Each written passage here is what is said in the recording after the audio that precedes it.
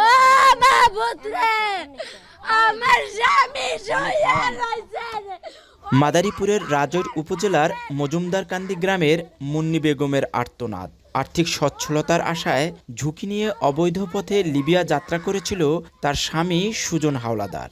গেল ২২ জানুয়ারি যমজ ২ সন্তান আর স্ত্রীর সাথে শেষ কথা হয়েছিল তার। কিন্তু অবৈধ পথে ইতালি যেতে নৌকাডুবিতে ভূমধ্যসাগরে মৃত্যু হয় সুজনের।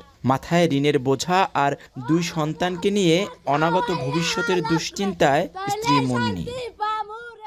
আমি ধার দেন আমার ভাসুন ননদ ওই জায়গা খুলনার তো লোন, তারা ওই জায়গা থাকে। আমার 2টা ছেলে মেয়ের পর আমি ওখানে যাই না। এটা আমার বাপের বাড়ি, আমার স্বামীর কোনো ঘর বাড়ি নাই। সরকারি জায়গায় থাকতো, ইসে ঘাটে লেবারগিরি করতো। তারপরে এখান থেকে লাইন গেট করছি মনির মাধ্যমে। মনি দালাল, মনি ইচ্ছা করিয়ে করছে। সুজনের মতো মাদারীপুরের রাজৈরের ১৩ পরিবার আর গোপালগঞ্জের মুকসুদপুরের ৪ পরিবারের একই অবস্থা। ভাগ্য বদলাতে ইতালি যাওয়ার উদ্দেশ্যে রওনা দিয়েছিলেন সাগর পথে। ডুবে তলিয়ে যায় নৌকায় থাকা সবাই। এর মধ্যে ২৩ জনের মরদেহ উদ্ধার করা হলেও বাকিদের সন্ধান এখনো মেলেনি। দালালদের দৃষ্টান্তমূলক শাস্তি দাবি করেছে পরিবারগুলো। মনি দালাল বলছে ৪৩ জন গেছে বোর্ডে, ৪৩ জনের পরে ২০ জন লাশ মারা গেছে। দালাল কইতেছে ও মেডিকেলে আছে, হাসপাতালে আছে, কিন্তু কোনো সন্ধান পাইতেছি না আমরা। হঠাৎ করে একদিন ২০ তারিখে রাত্রে বলে কি গেম দেবে, ওকে নয়ে দিতেছে গেম করে নিতেছে। গেম করে নেওয়ার পর তো আমাদের সাথে আর কোনো কথাবার্তা হয় না ভাইয়ের সাথে।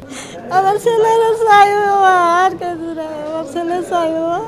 আমাদের যখন নাকি কোনো শুরু পাইতেছে না, মামলা না করে উপায় নাই। অবৈধ পথে মানব পাচার রোধে দালালদের আটকে প্রয়োজনীয় ব্যবস্থা নেওয়ার আশ্বাস দিয়েছে পুলিশ। আর জেলা প্রশাসন বলছে প্রবাসী আইন অনুযায়ী নিহতদের মরদেহ দেশে ফিরিয়ে আনার ব্যবস্থা করবে সরকার। আমরা 4 জনকে আসলে ইতিমধ্যে পেয়েছি যারা আসলেই মারা গিয়েছেন, তাদের পরিবার জানে। বাকি যে 6 জনের বিষয়টা, সেই বিষয়টা সে তাদের পরিবারও নিশ্চিত করতে পারেনি এবং আমরা আসলে স্থানীয়ভাবে নিশ্চিত হতে পারিনি। ওনারা যখনই মামলা করতে চাবেন মামলা করতে পারবেন, এটাতে আমাদের কোনো আইনগত কোনো বিধিনিষেধও নেই বা আমাদের পক্ষ থেকে কোনো বাধা নেই, বরং আমরা সহায়তা করব যাতে এই ভিকটিম লোকগুলা বিচার, যে তাদের যে প্রত্যাশিত বিচার সেটা যাতে পায়।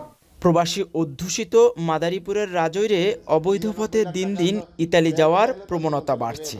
অবৈধ পথে ইতালি যাওয়া ঠেকাতে স্থানীয়দের নিয়ে সচেতনতামূলক সভা করেছে স্থানীয় প্রশাসন। কাজী মনিরুজ্জামান, এখন মাদারীপুর।